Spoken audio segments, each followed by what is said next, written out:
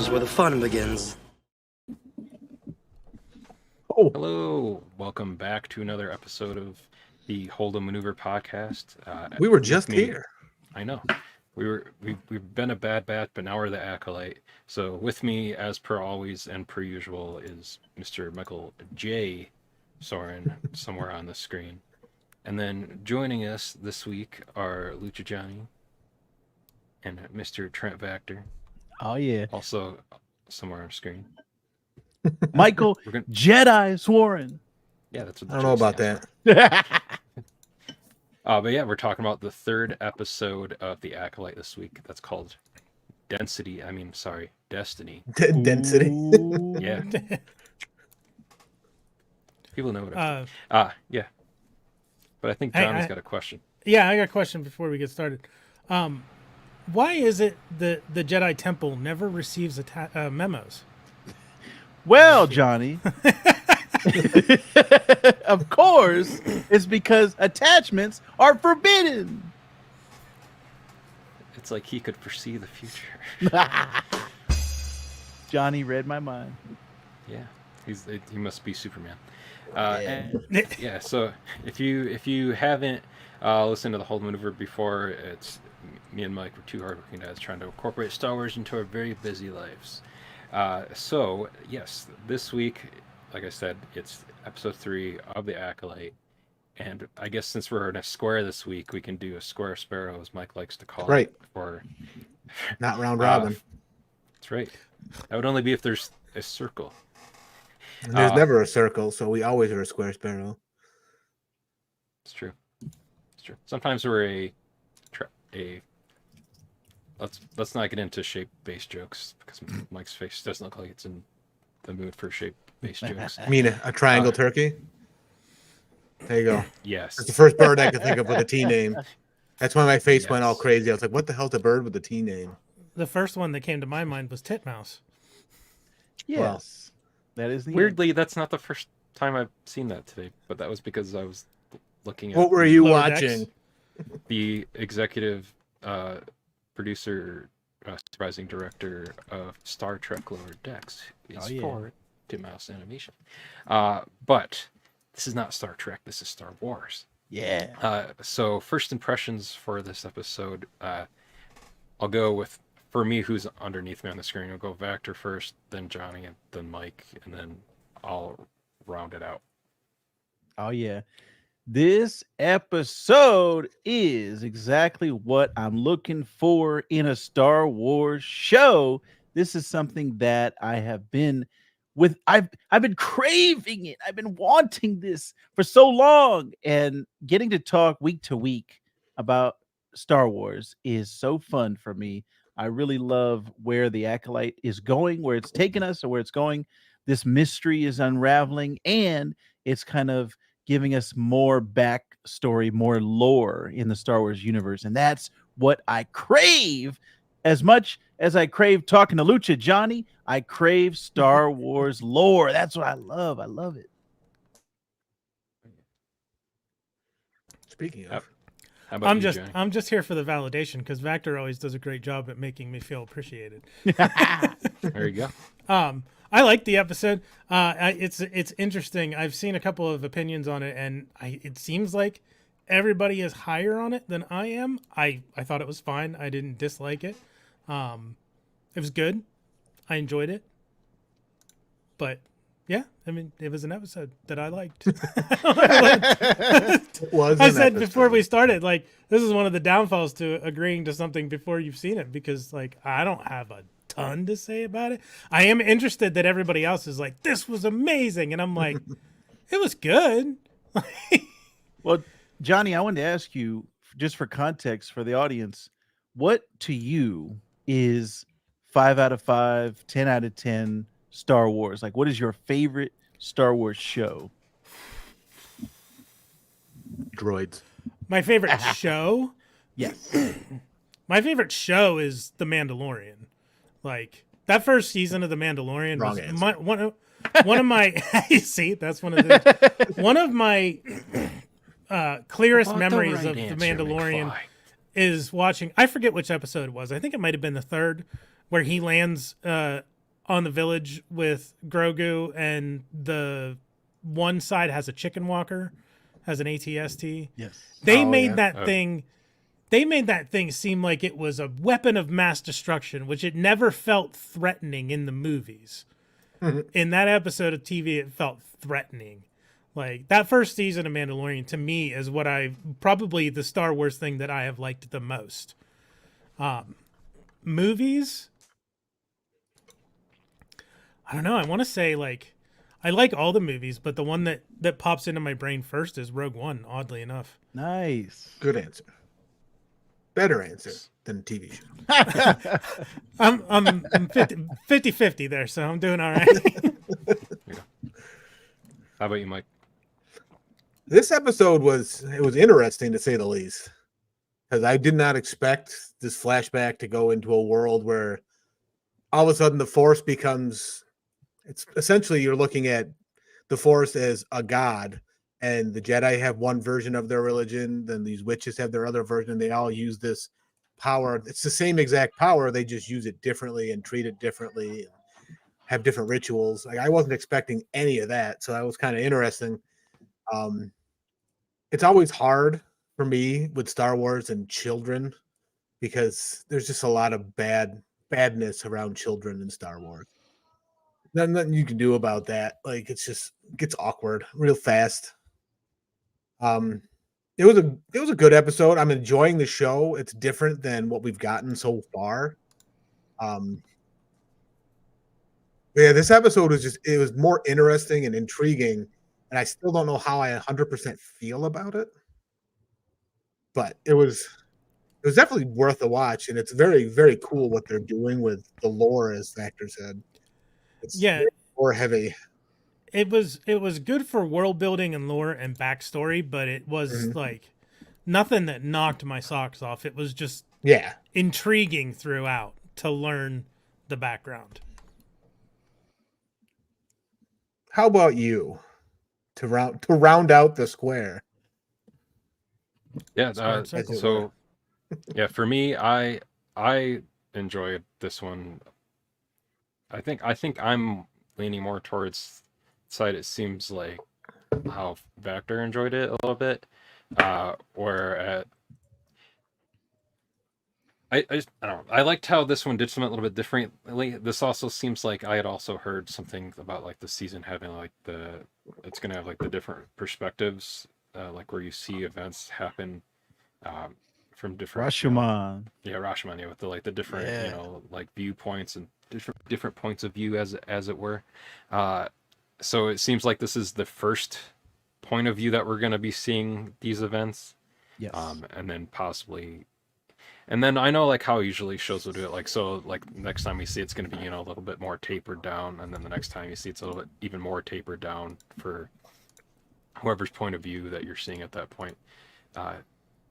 But overall, I liked this episode quite a bit, and I'm intrigued to kind of see where some of this is going, and I have some theories just based off of after watching this episode too, just to, Oh yeah.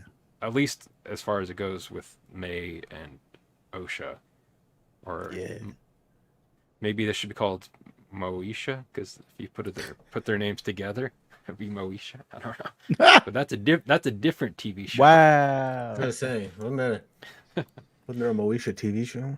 Yeah, there was. But so I think the next thing that we should do from here then, now that we've kind of given our initial thoughts in here, is what I can do from here. I'm just gonna read off like an episode summary, and then we can kind of break it down by like the scenes at that point. So the episode summary as a whole: 16 years ago on the planet Brendok, I already was saying Brendok, and I was like young twins for Osha. So Osha is apparently short or a nickname for Osha. And they hope Mae. Yeah. I would say you just cut out, but you're good. Aniseya are part of a mystical female coven led by their mother. Their story kicks off with Osha meditating under a Bunta tree, not to be confused with the Bunta Eve classic, which her sister Mae warns is dangerous. Despite the twins share a deep bond. So the coven believes in the thread, which is like you were saying, like the Jedi call it the Force, or at least as far as we've seen in Star Wars, for basically everyone that we've met so far in Star Wars, as so much has called it the Force, but this coven calls it the thread, but it's the same thing. It's a unifying force similar to the Jedi's Force, like I said. During the Ascension ceremony, where the twins are to embrace their powers, Jedi arrive concerned about the coven training children, which that's kind of a weird thing for Jedi to be concerned about. Osha, curious about the Jedi. Yeah. Osha, curious about the Jedi, steps forward, and despite the tension, a standoff ensues with the coven fearing Jedi interference. Aniseya reluctantly agrees to let the twins be tested for Jedi training at a secret meeting. Coven members debate their next move, weighing violence against strategy to keep the twins in the coven. So, like, with all that the first episode, or not first episode, the first scene we kind of get is that opening contextualization scene, like set 16 years in the past for the flashback, where we have Osha meditating there, and Mae comes in, and like now, and there's like these like butterfly like insects. What did you guys think about the whole scene? Because I felt a little bit like it like leaned really hard and be like, Mae's evil. See how she's evil? See how she's effing with animals? That's how you know someone's evil, because they're effing with animals. It's kind of what I felt like. I was like, wow, they went fast to that let's make her psychotic stage. Well, the funny thing about that was Osha did it first. She was kind of playing with the butterfly. Oh, it's almost like the magnifying glass and on an ant, and you're trying to burn it. So Osha is not 100%, like, she has some dark side tendencies to her, which I like. It's not all okay. Mae is evil and Osha's good. Like, that's just the way it is. I think there's a lot of layers and a lot of clues in the background that we might get some. I mean, there's definitely some twist coming. It's not, I don't think, just here it is, Mae is bad, Osha's good, and then that's the end of the story. I think we're going to get something in these next couple episodes, and especially like Mark was saying, with this Rashomon style point of view, where we're going to get Mae's point of view, and I think we're going to get the Jedi's point of view, because in this episode, there's way too many holes in the story of what happened. So we have to get those filled in, because it doesn't make any sense unless you're seeing other perspectives of this. Right. And so when we get the Mae side of this, is she going to be coming up and Osha was torturing the butterfly? Like, I want to see that. I want to see what's going to happen. So that has me curious. Yeah, I'm also leaning toward the ending and how that came about with the fire and whatnot. And then previous episode, I forget the guy's name who was in that meditation. Torbin. Torbin, yeah. Why was he so eager to kill himself over this interaction? That's exactly what I want to find out. Yes. Because if we just had this episode, it wouldn't make any sense why he killed himself. Jedi didn't do anything wrong. Yeah. And kind of cut to the end really quick. There, like, if people were paying attention, you could kind of see there in the background that he's got that cut over his eye, that he's got the scar for, that we saw in the last episode. Got his Harry Potter mark. Yeah, well, closer to it, it's Anakin mark. But yeah, he's got that going on. So it's interesting to. I am gonna be curious to see like how they'll like intersperse the flashbacks, because I'm assuming not each episode after this is just gonna be like the same events throughout that entire episode. But I guess maybe we'll see like how that's all laid out. Yeah, this might be an episode that your perception of changes as the season goes on, as you see the other sides of it, and because this was pretty much Osha's point of view, with basically everything we already knew that we had learned in the last two episodes, we just saw. So maybe that's why it didn't land for me, is like, this is pretty much what they already told us happened. So I want to see the other points of view that aren't as known. I guess I agree with that, because when the episode came out, like we were watching, I'm like, okay, did we really need this flashback? They literally could have they literally told us this instead of just showing us this flashback. So I guess I had that thought a couple times while I was watching it. Well, as Charlie said in the Santa Claus, seeing isn't believing, believing is seeing. Yeah, you gotta have your Disney Plus synergy there. Santa Claus now available on Disney Plus. But yeah, yep, that's right. But this kind of like goes like this scene too with them there at the beginning, that has this kind of like that kind of like chant that they do with one another. There at the beginning too, with the "You are with me, I am with you. Always one, but born as two. As above sits the stars, and below lies the sea. I give you you, and you give me me." Part of me wonders if there's like something on there where like Mae and Osha were meant to be like born as one being, and something happened with like the immaculate conception that their mothers did there with, and somehow like they literally kind of got separated into, but not maybe fully. There's still kind of a little bit like a mixed of like a little bit of gray in there, but like they got separated into like a light side and a dark side embodiment of like the same person in a way. Yeah, instead of like a split down the middle, one light and one dark, we're like, Osha's like 75% light side, 25% dark side. It's like the yin and yang, right? Because in each side of the yin and yang, there's a little bit of the opposite. So there's a little bit of both in each of them, but one leans more towards the light and Mae leans more towards the dark. And that's a good point. If you zoom in on Mother Aniseya's marking on her forehead, there's these two dots, and it looks like a yin and a yang. You can't really see it from far away. Mae's mark is the same but smaller on her forehead, and if you look close, you can see it has the two dots as well. I want to see how that comes into play, but I love the duality theme that's been throughout all three episodes. But Mae and Osha, light and dark, Sol as the sun, like he's representing the light side, the Sith and the dark side. Now this coven of witches, and I'm curious to see where you all fall on this coven, because they, to me, don't seem as evil or as bad as maybe they're supposed to be, and maybe they're perceived by the rest of the galaxy.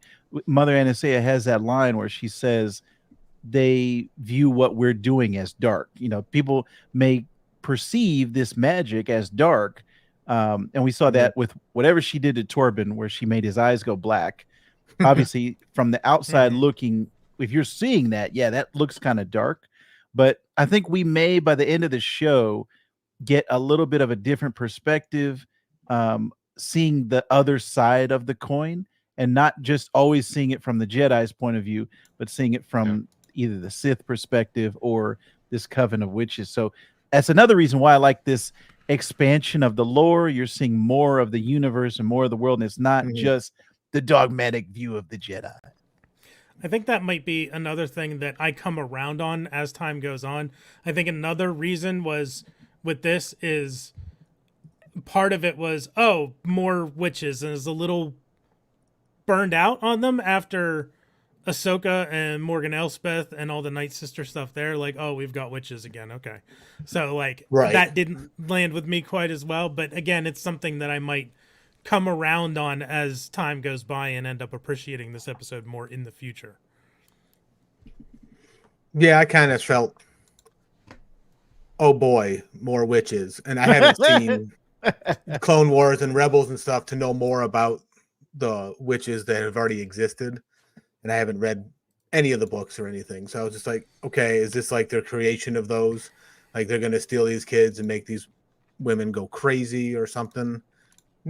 Turned out they're just gonna murder them all. But Or Maybe. at least that's what I mean.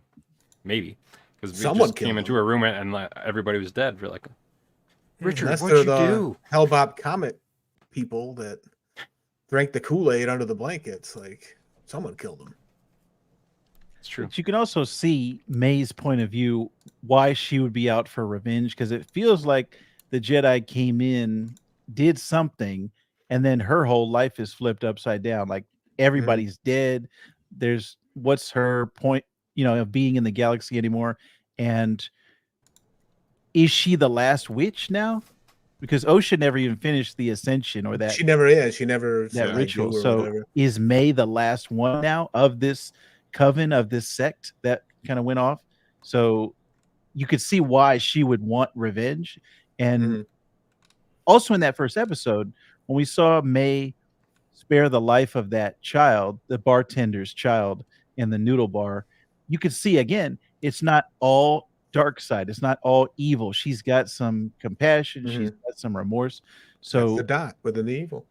there's so many things that it could be in the back of my mind. I'm like, okay, what Mark said about could it be in the womb, Mother Aniseya split them apart, and that's how when she's talking about creating life. Yeah. Is it something with cloning and they made the bodies, and Mother Aniseya was trying to put her essence into the next generation? That's how this coven survives, because obviously we saw there's no men here, and how are they reproducing? How are they getting more of these witches and more of these women? So that's all stuff that I'm excited about. I want to know more. I want more lore. More lore. Yeah, like the whole No, thing there it's- too with go like ahead. Aniseya emphasizing like that the thread binds them to like their destiny or two. I think that's going to be like part of that whole thing too, and will really play into how we're seeing each of these, like maybe like each of these flashbacks from like a different perspective and whatnot, like showing how that thread is connected for all these different characters, and how exactly like this person's actions are affecting what happened with this person over here, and maybe how that correlation for how one person perceives something. And it's almost just going to be like a whole kind of almost like a thought process, or I don't know, like something that's like a whole kind of thing where you're playing off of like the certain point of view type thing, and like putting it into action for like how the show's being presented to you, and how what you see or like even what Qui-Gon said, your perception determines your reality. So that's exactly what's going to be happening through these episodes. It's like your perception of what you think right now is, you're like, oh, that person is not good. But then maybe 2 episodes from now, we're like, oh, wait, actually that person was doing this because A plus B plus C. And then by the end, we might be like, Mae was the hero of this story the entire time, but we were just seeing it from the wrong angle this entire time. I was thinking of that is very possible, because Leslie Headland in interviews, she said that this show is not what you think it is. Whatever path that you think is going down, she said it's going to go in a different direction. So that got me thinking, yeah, what could it possibly be? Is it Mae that was the hero of this story, or she was justified? The only thing with that theory is, hey, she killed some people. So that made me think, well, maybe she's not the hero. Yeah. But what did the Star Jedi Wars do? killing people are just like, they go hand in hand. Everyone in Star Wars has killed somebody. What did they do to deserve Torbin killing himself, to deserve him doing basically like the Japanese ritual seppuku? Yeah. And it's like, what? That's got my mind spinning. Like, what did they do that was so bad? And the first thing he says first of all, he comes out of the bearish vow after 10 years and says, I've been waiting for you. And I'm ready to kill myself. And also he apologized to her. He's like, I'm sorry, we did that. All right, I'm dead. So what exactly did they do? Also, I like how the poison was from that tree that we saw at the very beginning of this episode. That bunta, that I like that synergy, mixing all those things together. The I Bunta feel like tree. Bunta. And what does it have to do with Bunta Eve? Yeah, I was gonna say there's Are a lot they of the Bunta same references coming about. Yes. Yes. Do they have Bunt cake on Bunta Eve? Ooh. Now, that's a Nothing good question.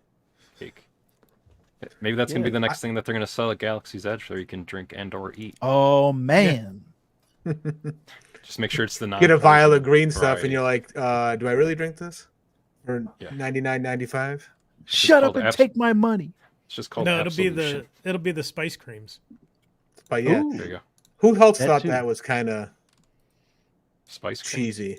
Yeah. It Well, was like that's real. that's just strange because spice is a drug. So why are Right, they that's having what I was drug saying. ice cream? Drug cream. That was a little mean- weird. I didn't know what they meant by that. I mean, there's brownies that have drugs in them. So I mean, yeah, but you're not giving them to kids. yeah, Well, I mean, this not coven is. intentional. It's like Maybe- Europe where you can have wine when you're like 3 years old. You know, Maybe You do it's what- like you should do what you spice. do. Because have we seen anybody actually use the spice drug in Star Wars? Maybe something where like if you sprinkle it over something and eat it, it's just sugar. But if you liquefy it and shoot it in your vein, it's something else. Or if you inhale it or snort it, it's something I was different. gonna say in the Obi-Wan series, didn't he like smash someone in the face with a vial of it, and like they all inhale the dust, and that's how he gets away? Yeah, maybe. I can't Maybe- remember. I thought maybe that different- somewhere. Different forms of how it enters your system have different effects. That's true. We need more. Lots We of need. spices We out need this. That's the next show we need from Disney Plus. What is it? Skeleton Crew. Let's get the spice flowing. Let's get some spice cakes, some spice cream. Let's get it all. What, like like Star Wars Narcos or something? Yes. Yeah. Yeah. Hey, you got This thing Pedro writes already. Put itself. your skull in that too. Yeah. Well, I mean, if he hadn't already shown his face, or I guess, I mean, you just clone Din Djarin, I guess, and then he's the one doing it. It could be There you go. before So- he's Din Djarin. Shiny Just a has little a good kid. comment. You bake out the spice like you bake out the alcohol in cooking. There you go. That's what it is. But Yeah, but that's spice the cream ticket. sounds frozen. So Yeah. That's true. Sure. So, it's the Ascension ceremony. So that this, with that, it's like this whole rite of passage where the twins have to like embrace their powers and solidify their roles in the coven. And like Osha is like apprehensive about doing what Mae's like, yeah, come on, let me do it. Come on. And then Mother explains that the ceremony involves like confronting fears and understanding the power of unity over individual strength. And then like that's when the Jedi like basically like jump in and like, hey, what's up? Can't do that. those kids are that's our- ours. What are you doing? Yeah, that's our thing. We take kids and indoctrinate them into our religion. You can't do that. That's our whole MO. Hide But your kids, hide your wife. There's a Jedi testing everybody up in here. Yeah. Yeah. now Now, this and scene. Go Go ahead. I was just gonna say we got Carrie-Anne Moss again back from the dead because of flashbacks, and I noticed in here too, Indara's got one or two less. She had that tattoo like near her eye in the first episode, and there was like Oh, three. yeah. I believe there's like 3 triangles or so there. Those but are teardrop tattoos. Yeah. So she only has 1 right now. So I'm assuming maybe she adds at least 1, maybe 2 more because of whatever actually did happen here that night. So it should be interesting to see with this too, because I'm just kind of curious too, because we're like we said that we're seeing this from very specifically from Osha's point of view. That like if we see some of the stuff again, like say it's from like Mae's point of view, like the Jedi coming in like this, how differently that'll be played within like her recollection of it, or like we see Saul's point of view of them coming in there and like what his whole recollection is of it. It's like all just like shiny and chrome, like with them coming in there, they're like, yeah, we're the heroes and whatnot, but and then I think that could be interesting, just Well, how we see those. Can different dead people have points of view. flashbacks? I mean, Because you can't Carrie-Anne get. Moss. That's not her flashback though. Yeah, I mean she's in the flashback. She's in it, but that's not her point of view. No, we'd see Souls because he's still alive, Right. and he's the Yeah. main one of these four that we're following around with. Yeah, we know Um, Kelnacca's still alive because we saw him at the end of episode 2. Is he bald Yeah. with just the top knot? Yeah, it looked like it, Or- and it looked like there were Yeah. tattoos on his skull as Yeah, well. I couldn't tell. I was that's a bold choice. The best place to see it is when he's sitting working on the speeder, and Osha walks up Mhm. behind him. And That's is like, that's when I noticed "Hi." something was amiss. Yeah, you can see it. Looks like it's shaved, and it looks like there's tattoos on his scalp. Interesting. One thing with this Ascension ceremony that what came to mind was they're talking about fear and how you walk through it and all that. And Osha's so afraid. And what is Yoda's famous quote about fear and being a Jedi? So it's like, are they trying to tie that in? Is this like one of the rules why they're? And then they pick her to be the Padawan. It's like, okay, Anakin all over again. It's true. Or maybe this is like a testing ground for Mhm. what will eventually be like how Anakin came to be. Like I know that there was that one comic that came out that showed that kind of, you know, was basically showing that Sidious was the one that immaculately conceived with the Force, Anakin in Shmi. But I know that comic is also now no longer like canon to stuff. Well, I guess so- Screen Crush did a video today and said there was apparently a line that was cut from one of the prequels that Sidious basically said that to Anakin, that he was responsible as well. Yeah. I'm your I dad. wish they hadn't cut that. I wish they had kept that. Or you'd be like, no, Anakin, I'm your father. Because it's Yeah. like, Well, maybe that's how Palpatine learned the Force, is he found these witches and they That taught him is- how to make babies as well. That is close to a theory that I saw. Not Palpatine, but Palpatine's master, Darth Plagueis. The witches kind of teach Darth Plagueis. Darth Plagueis teaches Palpatine, and then that leads all the way into somehow Palpatine return, like him trying to manipulate the Force, trying to create life, and then extend his life through cloned bodies. So maybe this show can make Rise of Skywalker make sense. Not maybe not the fun Pelagius way, was trying Kayla. to show No. how to make the children, and Palpatine couldn't figure it the fuck out. So that's when he went, I'm going to clone people. Screw it. I mean, that is how you make babies. In a way. From a In a certain way. point of view. Anyways. Enough of Sheev. You definitely don't make Palpatine. them in your ex-wife's basement. That's for True. sure. That's true. Wait, what? Inside joke. Sheev knows. Anyways. So a tense standoff ensues with the witches suspecting the Jedi of wanting to take the children. Aniseya reluctantly agrees to let the twins be tested for Jedi training, fearing for their safety but wanting to avoid conflict. In a private war council, Coven members debate their next move, with some advocating for violence against the Jedi and others suggesting a strategy to ensure the twins fail the Jedi test and remain in the Coven. So, I liked this whole thing too, between, like, especially with when Osha's trying to do the test, and Saul's like, did someone tell you to give the wrong answers? It was like I she thought it couldn't was- help her. She couldn't help herself to be like, no, that was Yeah. it was on the thing. She's like, oh wait, what? It was just kind of funny to me. And like, I was like, wow, that is master manipulation right there. Just like, yeah, you're right. Oh, you're right. And then she's like, no, I wasn't. Essentially. Well, it reminded me of with Venkman with Ghostbusters a little bit, and or at Yeah. least it was Ghostbusters 2, with the cards where he's telling the female student that like she's getting all of these right, but they're all wrong, and then the male student is getting them all right, and he just shocks her each time. So it's like That was the first Ghostbusters. okay, yeah, but I just thought that was kind of funny there. So We got a loft like, cat appearance too. Yeah. You know, I A thought that little- was a loth cat. It's a Tuki cat. Tuk cat. Okay, it looked very Tanuki similar Soup to a Mario. loft What? cat. There you go. What were you gonna say, I John? mean, I was gonna say a little bit before the test.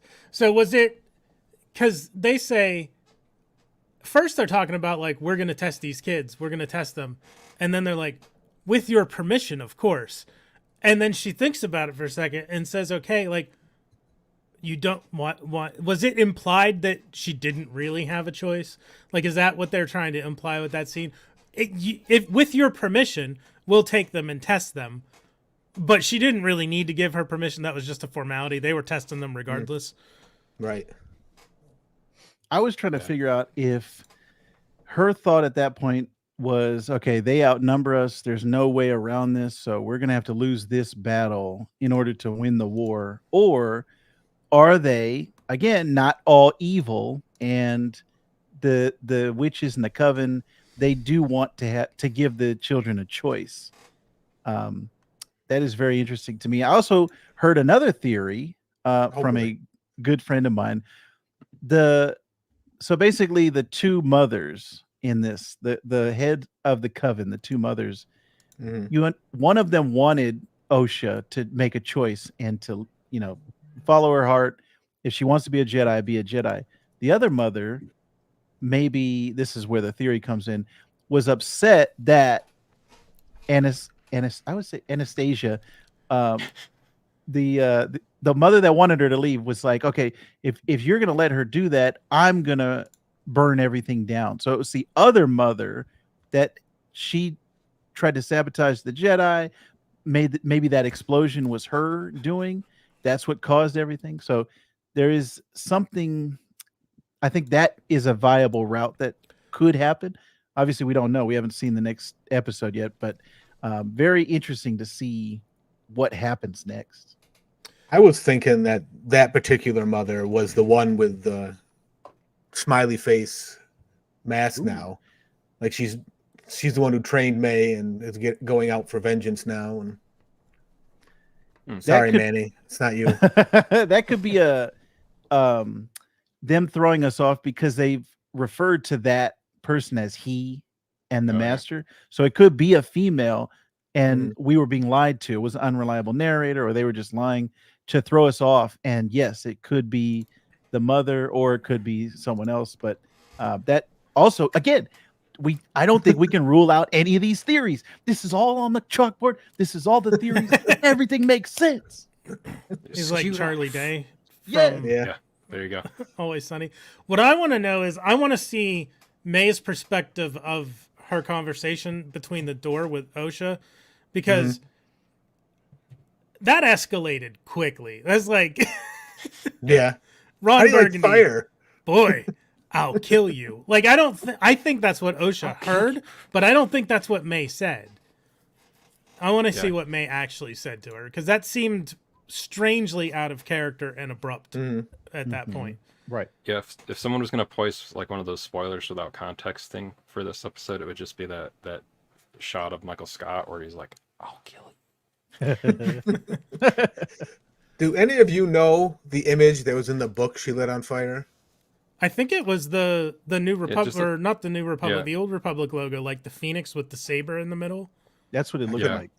So I just couldn't tell.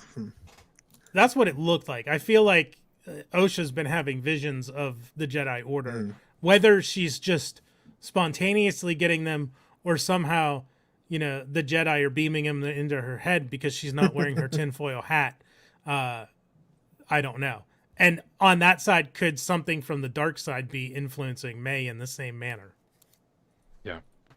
She was wearing that tinfoil hat on her shoulders. It was like part of her ceremonial dress. Yeah. Yeah, that could be interesting to see. I'm really curious, just like when we get these other missing pieces, that like it definitely feels like that are missing, like just that's usually what missing pieces are. Is they're missing through this. They're not found.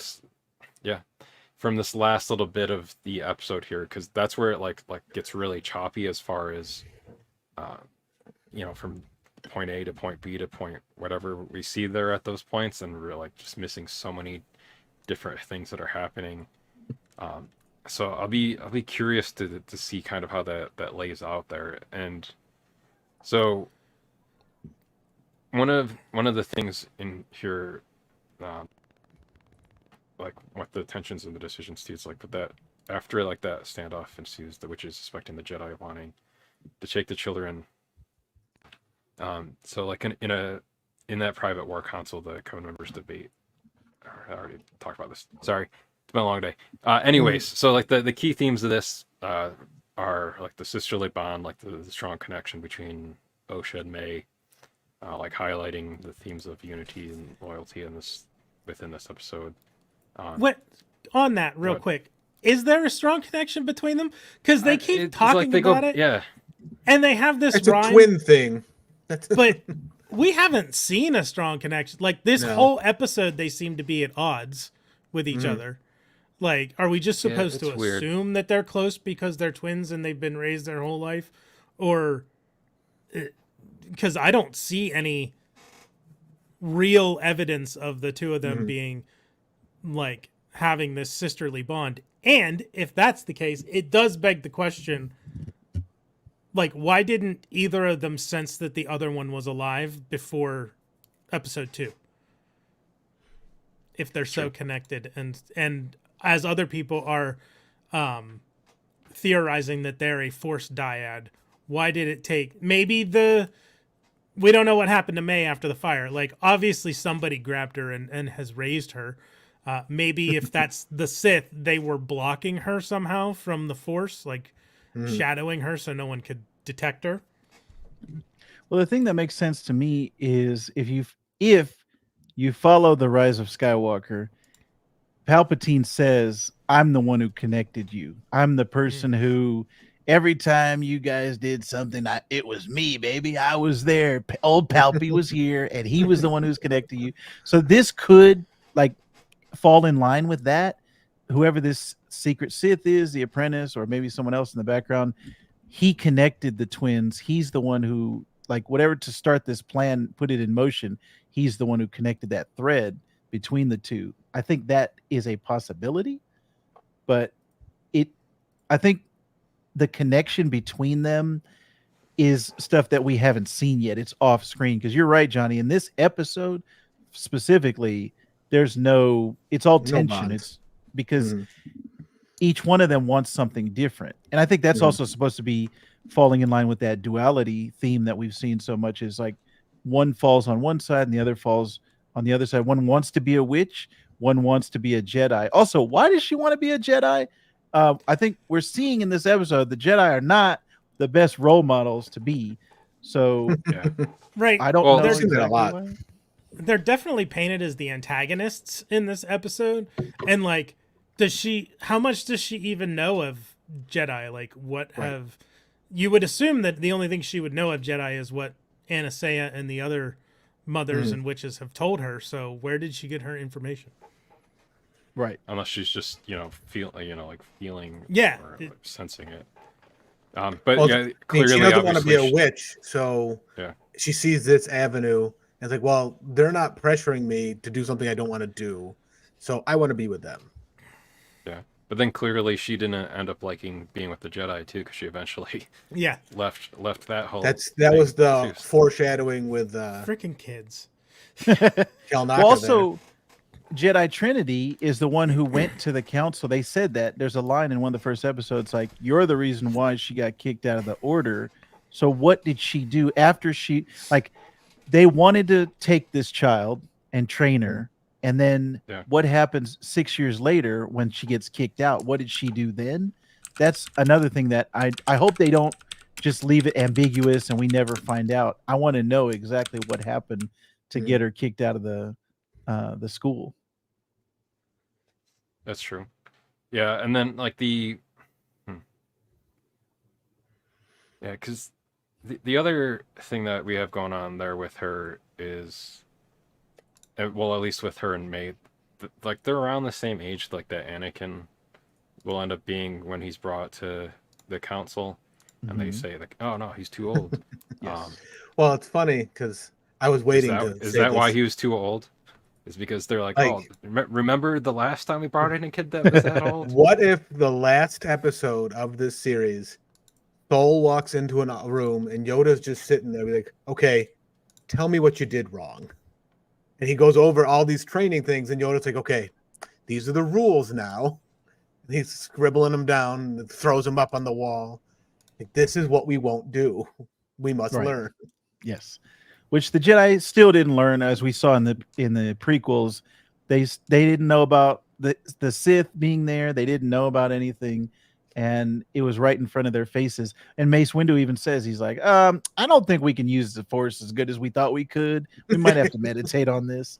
So I think that's all interesting to me, of how did the Jedi go from the High Republic, when there were thousands all over, spread out across the galaxy, to the prequels and the originals, where they just dwindled down to, obviously Order 66 cut most of them out. But what caused the Jedi to go from kind of, they could use their ability to use the Force was great, and then it became small? Like, what was the ego or the hubris there that caused that to happen? Yoda, he was. Only Yoda? I'm Which, sure he, by the way, I want to see Yoda just limping in the background with his cane, and he's just like, walking down the street. I don't need him to have a line. Just, if he's in the, hey, what's up, guys? And like, he pops his head in one of the Jedi training rooms, and he's like, hey, and then you him never and see Yaddle him just again. walking down the street holding hands Yeah. together. Yeah, They're that like, would be maybe great. maybe someday we'll grow some goo, and we'll call him Grogu. Yeah. Hu Pip Yang Wong, should be yeah. around too, from what I Yes, understand. So let's see Hu 100%, Yang yes. too. I would love that. Get David Tennant to come in. I would love that. I mean, I think there's a lot of he'd hubris be that around get way before exposed. this. Mm-hmm. And the Jedi, like, we're learning more. The more we have Star Wars content, the more everyone's like, the Jedi aren't that good. The Yes. Jedi aren't that good. Which I think is a concept that a lot of people have a hard time with. A lot of these negative comments that I'm seeing across social media of people like, oh, this is not Star Wars, I think are those people that grew up like us. I think we all grew up in that time period of, oh man, wouldn't it be great to be a Jedi? We got a lightsaber, we're swinging it around. Those guys are great, right? And then now, when we're thinking about it from an adult lens, I think, man, these guys are taking babies. They're being gatekeepers with the Force. They don't want anybody to use it. Like in Indara, Jedi Trinity, in that first episode, she immediately points out, Mae, I have an unidentified Force user, 10-4. Why is she reporting an unidentified Force user? Like, no one else can use the Force except for Jedis? That, to me, is like a red flag. And that's what I want to learn more about. Like, why are the Jedi so, they don't want to share the Force. They don't want anyone else to be able to wield this power. Religion, man. Sorry, and do that's you have what that I Force? Is your Force permit up to date? Let me see your credentials. Yeah. It's like we want did you we register want it? the Jedi to be the Avengers, but it turns out they're Hydra. 100%. 100%. And I still love the Jedi. It's not like I'm like, this Jedi suck. But looking at a lot of the stuff that they do, I don't know if I agree with it as I did as a little kid. Although, as a kid, it's like we only had the original trilogy. This is even before the prequels. So the only Jedi we have are Obi-Wan, who dies in 30 minutes, Yoda, who's old and dies in 30 minutes, and then Luke, who's a half-trained Jedi. And then by the end of it, it's like, oh, okay, he helped turn his dad around and save the galaxy, and that's it. It's over. So what did we really learn about the Jedi? Not too much. I mean, even when the prequels came out, I was like, I was enamored with the dual lightsaber. I remember that. But then when Yoda gets the fight scene, I was like, this is kind of dumb. I remember just not being impressed by all the flippy shit they had him doing. I'm just like, that's just, like, I just don't care. Like, do something else. You have all these other powers you can do.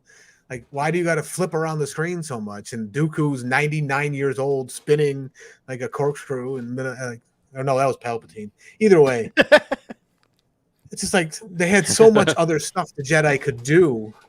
They're Jedi luchadors. Yeah, and Ooh-wee. it all The just dark became side about is a lightsabers. and pathway to stuff. many abilities some consider to be unnatural. I don't hate the Uh, fight scene. I just think, why can't we do something different? Yes. Like they have so many, like the speed walking you see once, like the mind tricks you see all the time. But like they could have done, like in this, you have the force fighting where, like that fight scene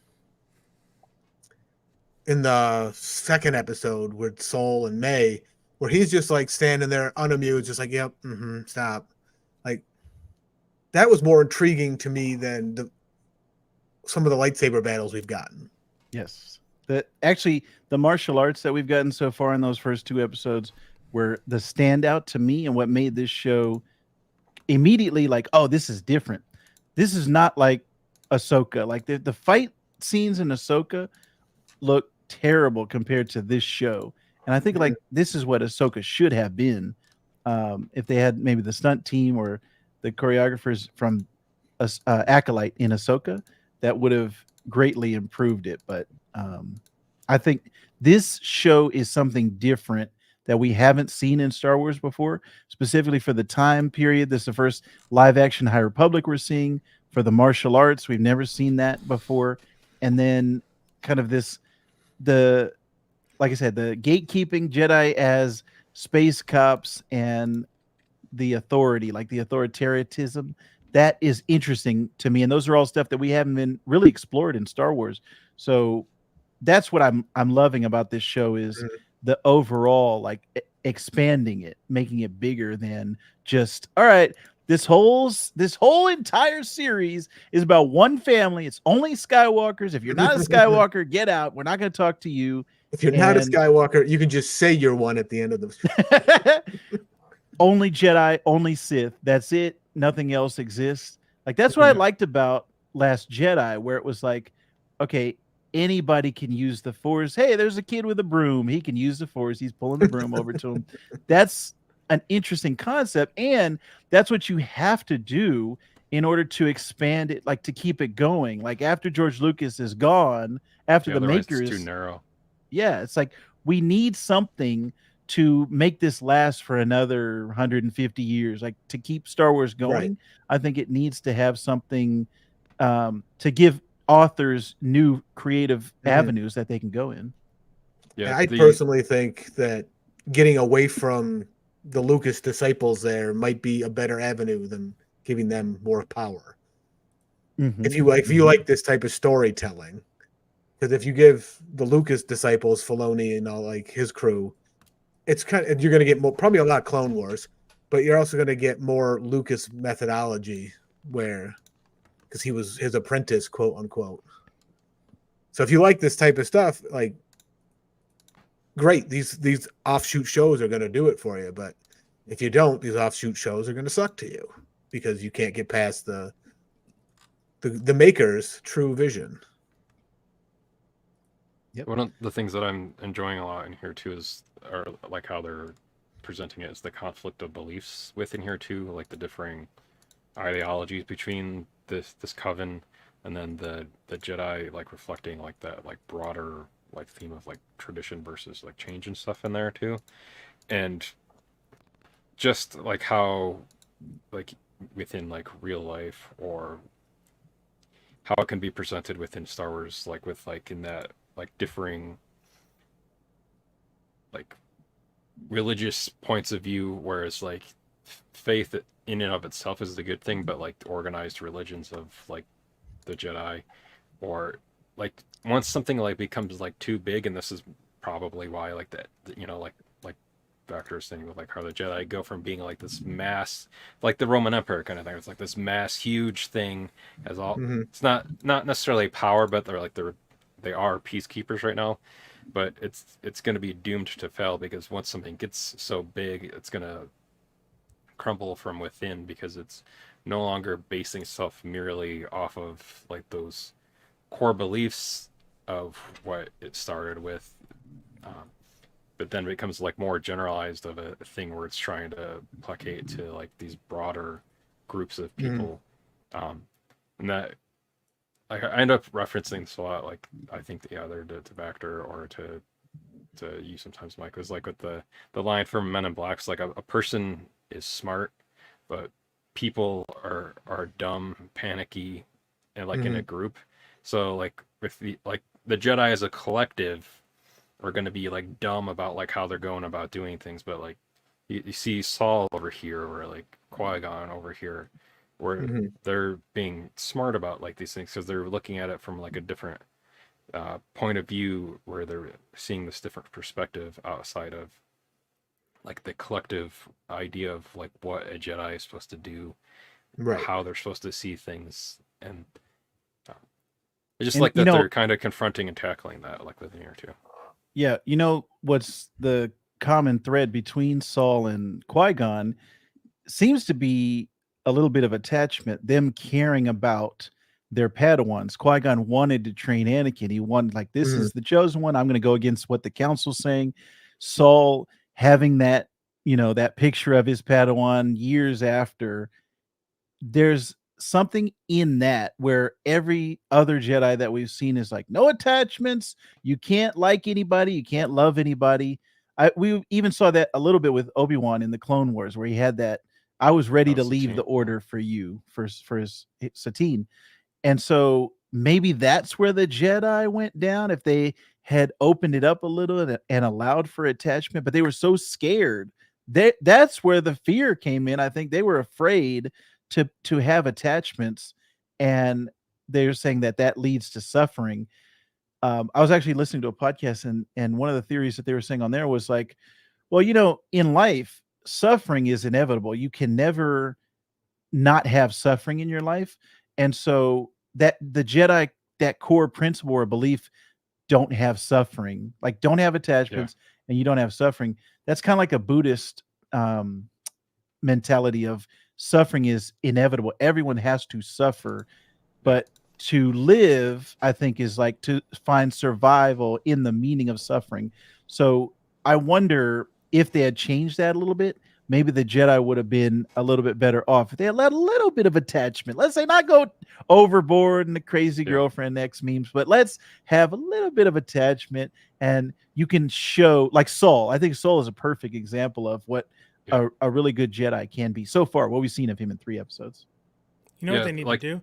They need to give up their attachment to non-attachment. Oh, that they are their own downfall. Yeah, like, because they're so concerned about like bringing balance to the Force. Like, if that's like partly what they could be doing, if they brought balance to their mental health, basically, if they like allowed like a healthy amount of attachment and being well-rounded enough, like you were saying, to have disappointment, to have like let that stuff in, because you can't have good things without the bad things, and you can't appreciate the good things without also having the bad things, because otherwise it like syndrome, and that's when everyone's super, no one will be. That's the yin and the yang. You can't have one without the other, and there is no, like, you wouldn't know what is good if you didn't have bad. If you didn't know what bad was, everything is good. So that's I think the yin yang, and that Eastern philosophy is perfect and spot on. Johnny, were you asking about the fight scenes? The Ahsoka versus... Yeah, I put it in the comments because it was kind of long and I didn't want to derail us again. But yeah, you were talking about the fight scenes. I wanted to see that kind of commentary, that kind of choreography in Ahsoka. And I had the thought, Ezra's whole thing in there was force fighting without the lightsaber. So maybe they overcompensated by saving all the fancy stuff they thought of for his scene. Because his fight with him and Sabine against Shin and the rest of the... Yeah, that was really cool when he was like whipping stormtroopers into naughty houses. Right, yes. That was great. I just wish they had doubled down on that fighting without a lightsaber, because by the end of Ahsoka, I don't know if we ever got the point of that. Why was he not wanting to use a lightsaber? Like, he didn't have one with him, I thought he said at one point. Well, he had brought it from the other dimension, and then he just didn't want to use it, and it was like, no, Sabine had it. She brought it. She tried to give it back right. to Yeah, him, and he yeah, was Sabine like, has his lightsaber. that's right. "Nah, Yeah, he I don't didn't need it." have it for so long. So Right. Yeah. So why didn't he want to use it when although he's not a fully trained Jedi, it wasn't like he went through the schooling or anything. But He was like, "No, I'm good." he's a And then he broken picked up- Jedi. Then he yes. picked up a blaster and started. So anyway, I started blasting. Well, I mean, his first lightsaber was a blaster lightsaber, so I mean, Yeah. That's true. Yeah. Yeah. I just think they could have done so much more in the Ahsoka fighting. Ahsoka versus that fart. That could have been a great fight. But it just turned out to be a fart fight. That it just could Maybe. have been better. maybe the quote-unquote stranger, as the subtitles refer to them as, maybe that's Marok. Maybe that Darth fart is that's where they came from. That's where they are. They're here right now. The eternal boy. fart. Yeah, and they just didn't dissipate until years and years later. They were constipated within the Force. And speaking of that, they kind of like wrap it up. Well, you're saying we're constipated and you're trying to get it out? Is that Sure. what you're trying to say? Anyways, yeah. So like we have like the coming of age kind of themes here and there too, like the Ascension ceremony, and then you have the tension and intrigue within us. Like, so as we kind of like wrap out, was there anything that we haven't touched on yet that anyone wanted to speak on, like Vactor or Johnny or Mike? Anything that we haven't touched on? It's on the tip of your tongue. You want to talk about it before we wrap up? Well, actually, I wanted to ask Johnny, did you boy. like did you like seeing this other side of magic, the witches, this Magic with a K. dark side, maybe coven, or this like leaning towards the dark side? Like I said, people may see it as unnatural and dark side magic. Do you like seeing that, or do you like staying on the light side? Do you like staying with the Jedi?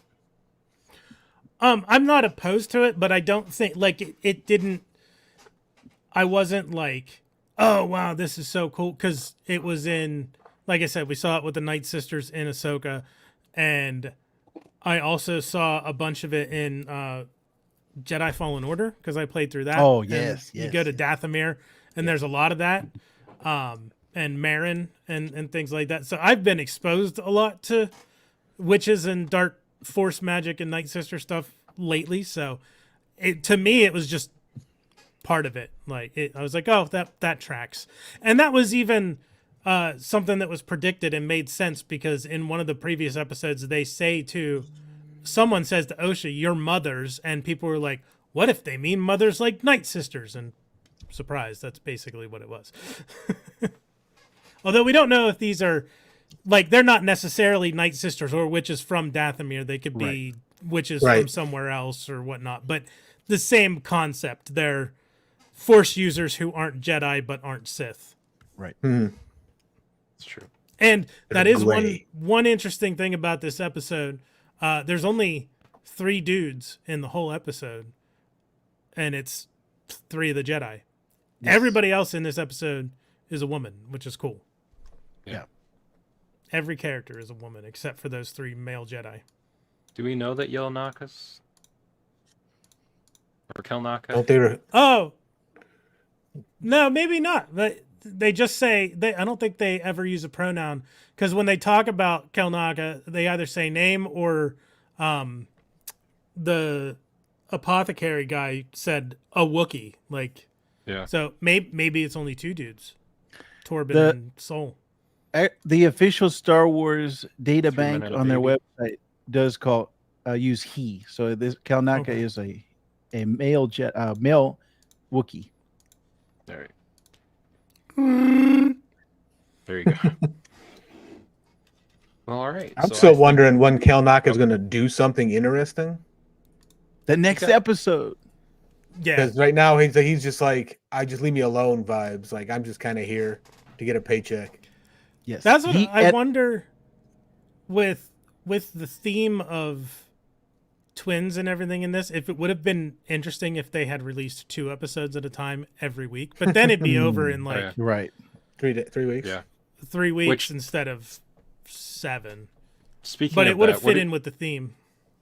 Yeah, I guess as we're wrapping up, so like speaking of that, with the episode title for this, how it was just Destiny, but then last week with the first and second episodes, you know, we got like the basically like the what was it? What was the first one? Remember the second one was Revenge Justice. I don't remember what the first one was. Oh, it But was just like it was- yeah, dang. Now I'm blanking.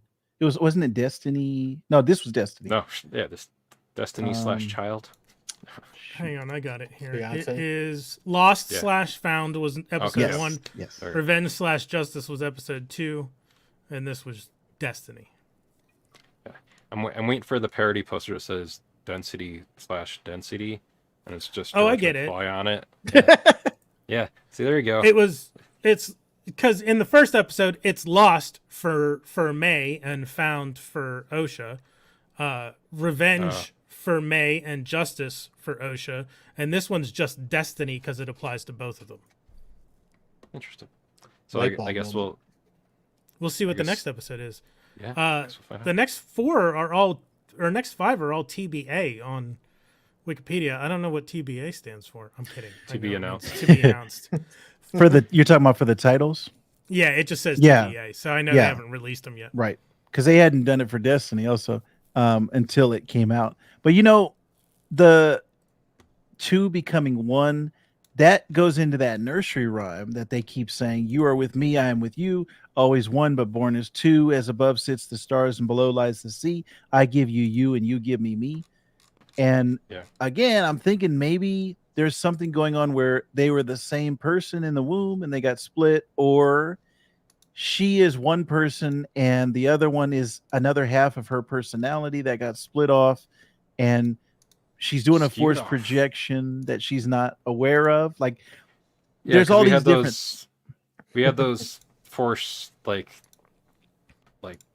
like they saw those images of one another in the Like- first episodes, but neither of them knew the other one was alive when they were Right. seeing that. So it wasn't Mhm. like the force Skype. Right. And that plays into what Johnny said about how do they not know the other one. Although, I guess in the original trilogy, how did Darth Vader not know those were his children in the Force? Not, Because like, George I've always Lucas hadn't wondered written that all out yet. That's why. yes, that's true. That is why. That's also why Leia and Luke The made real out reason. on Hoth. And that's why that. Yeah. After he gets out of the Bacta tank, after getting swiped in the face by the wall. Yeah, and that's why somehow I knew. Did you though? Did you? Well, there's a cut that- scene from one of those where it's the incest is a little more heavily implied, I guess. By Game of Thrones rules. So speaking of Torbin, that dude's gonna get typecast as trigger warning for possible for people. That might get typecast as being the character that commits suicide, as he did the same thing in Game of Thrones by jumping out of a window. Spoiler. Well, I guess I should have said spoiler before that. But anyways, yeah. But yeah. So I think that will. On that note, we're going to jump out of a window ourselves and we're going to wrap out this Right there. episode. Yeah, so there's one behind me right here too. It's first floor, so I'm good. I'll be good. But Vactor, where can people find you online besides right here, or if they're watching on your channel already, they already know where to find you. Yeah. I actually have 2 channels on YouTube. Trust in the Force is my Star Wars channel, and This Comic Cooks is my comic book channel. Across all of social media, I'm just Vactorverse, which is my last name, Your last name is Vactorverse? plus verse. I was gonna say, that's a cool last name. How about you, Johnny? Geek the F Out on YouTube. That's it. That's where I am. I mean, I'm Lucha Johnny on Instagram as well, but I don't post much. I posted a moopsie because I got a moopsie. Nice. He's also at your local Taco Bell getting a Mexican Yes. pizza along with me. Oh yeah. We do Trek Retrek every Thursday, which is watching through. Tomorrow is episode 50 of Star Trek: The Original Series. Oh wow. Patterns of Force. My co-host, Kayla has never watched the original Star Trek before or anything but the Pine movies, and I've watched everything. Pine So we go movies. through with that, and then Friday we are covering this Friday the 14th, covering episodes 7 and 8 of Stranger Things season 3, and then we're going to start talking about Lost next Oh Friday. man, Lost Nice. and Found. But that is Geek the F Out on YouTube. Very cool. Very, very cool indeed. And then, so for myself and Mike, you I'm can here. find, they're everywhere. Everywhere. We have 2 website addresses, one for people that can spell, one for people that can't spell. So we got holdapod.com and we got holdamaneuver.com. So whichever one you want to go to, it's going to bring you to the same place. And if you're already watching this, you've already gone to the right place. So you're good at that point. But Dr. Heimlich, is it a maneuver? No, it's more of a gesture. nice. If you know Eddie Izzard, you got that. But so that's going to do it for us. But as always, we are grateful to George Lucas for creating the Star Wars universe. Oh dear, thank the maker. Bye, everybody.